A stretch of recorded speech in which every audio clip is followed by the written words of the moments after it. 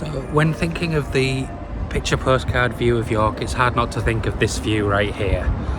But today what we're going to do is we're going to look in the other direction. We're going to look over that way. So this way, because there's some exciting work going on at the station, and we're going to take a closer look at what's happening. Before we do all that, there's some historical context as to what's going on. It doesn't involve the current York station, but involves the original permanent York station. There. The first permanent station at York was opened by the York and North Midland Railway on the 4th of January 1841. This replaced a temporary station that was located on Queen Street and had been opened by the Y&M on the 30th of May 1839. The North Midland Railway linked Derby and Leeds, and at Derby it had an end-on connection with the Birmingham and Derby Junction Railway, which in turn connected with the London and Birmingham Railway. Through all of these routes, York was connected to London via Derby and Birmingham. York Station was shared with the Great North of England Railway, the GNER, which linked York to Newcastle and opened to goods on the 1st of January 1841 and to passengers on the 1st of March 1841. The Mayor of York at that time was George Hudson. He was also the chairman of the York and North Midland Railway, which ensured that the procurement of land and the required permissions for the station went through very smoothly. The station was designed by architect G.T. Andrews, who was an associate of Hudson. The building of a station within the walls of the historic city of York had to require a degree of sensitivity, as previous plans to demolish the walls had only recently been defeated. The solution was to create a Tudor-style arch in the wall which allowed a double-track railway to enter. The Tudor arch was also designed by G.T. Andrews. York Station was built to a similar pattern as the London and Birmingham Railway Euston Station in London. It was a terminus provided with two platforms. On the northern side of the station was the arrival platform, and on the southern side the departure platform. By 1842 the Y&M and the GNER opened a joint goods warehouse at the station. It was located to the south of the passenger station on the east side of the line. These developments required expansion of the facilities at York Station. In November 1845 consent was given for a second Tudor-style arch in the York City wall.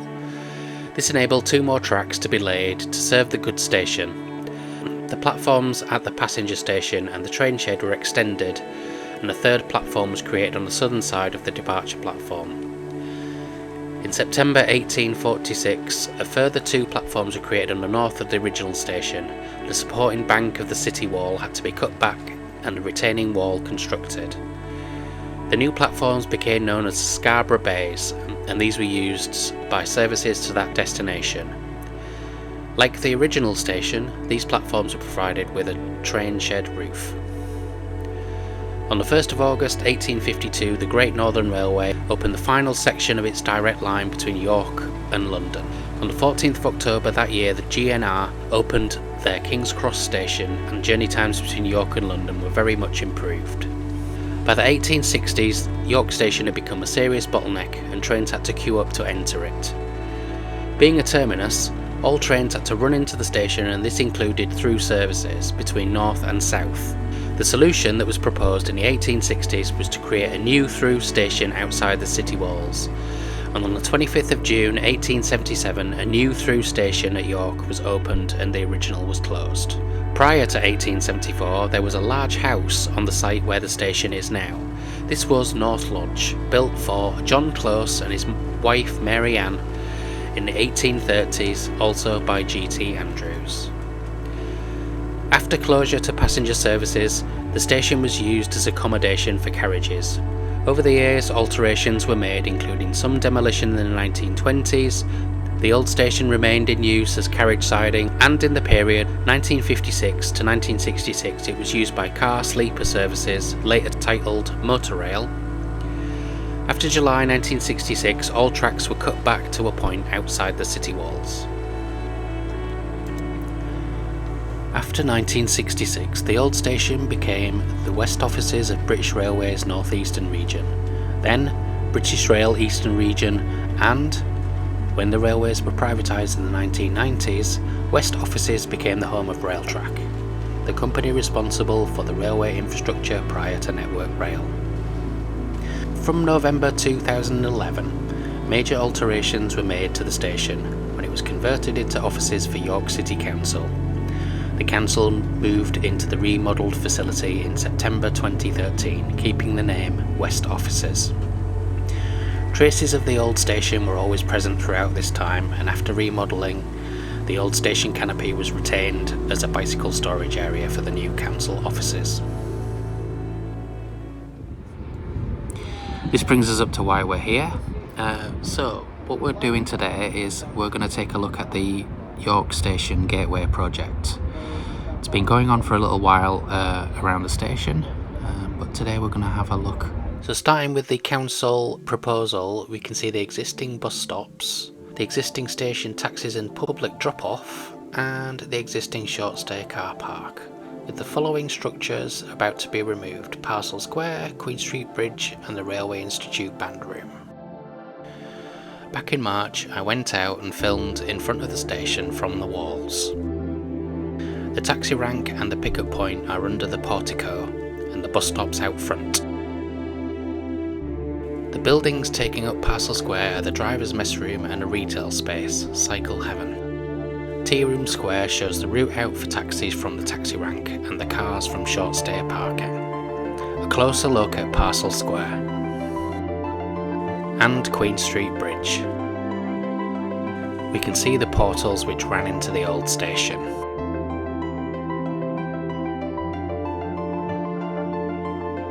The biggest undertaking will be when this is demolished. We can see here work already taking place to allow for the demolition of the bridge.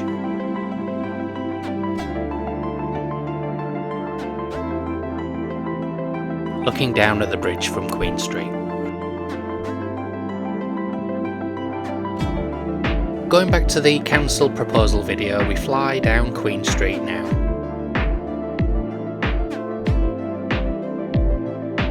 As you can see, the bridge has now disappeared. The area is completely open up.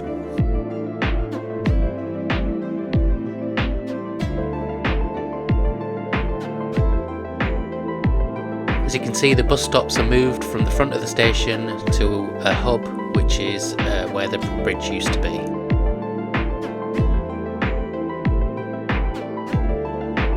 And short stay is relocated to the south end of the station.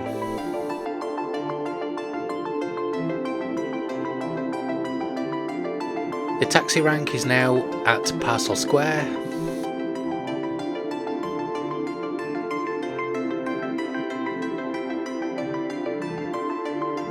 And the front of the station is less congested, with Tea Room Square being pedestrianised.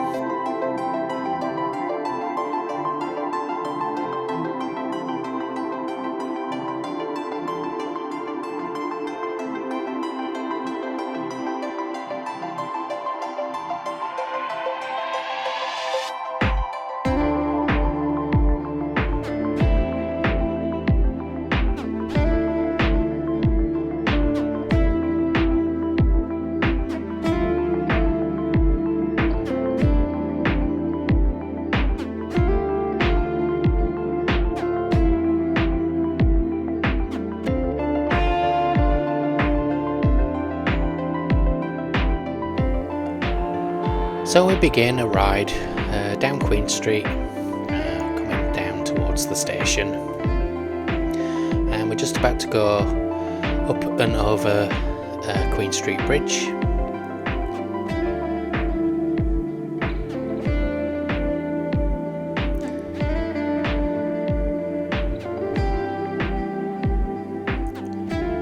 And down as we sweep past the front of the station. You can see how cluttered and congested it gets.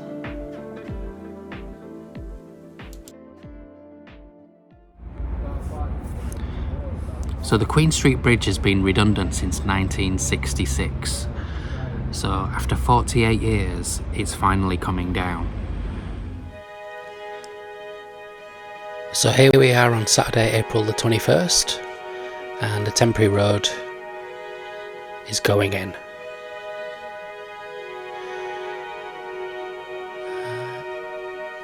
The bridge has been partially demolished, but only to allow for the space of the temporary road.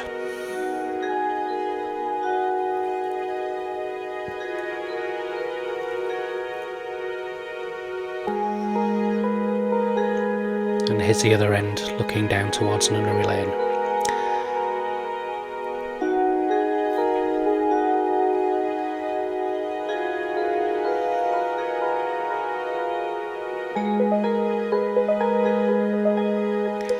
View from Queen Street, you can see the temporary road going in from the other side.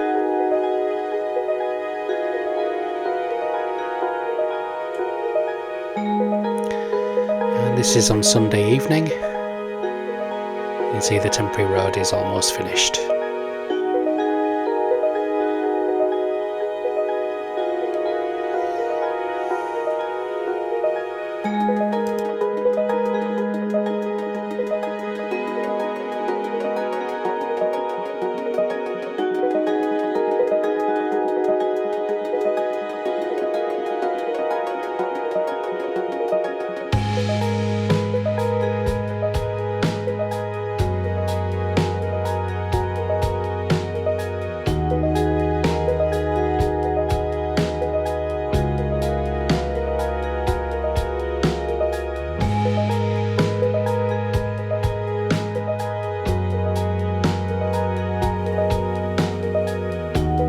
So let's take a ride down Queen Street again.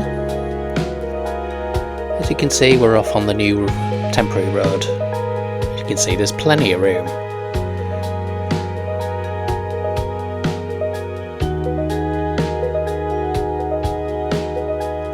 You can see there that the bridge to our right is mostly intact.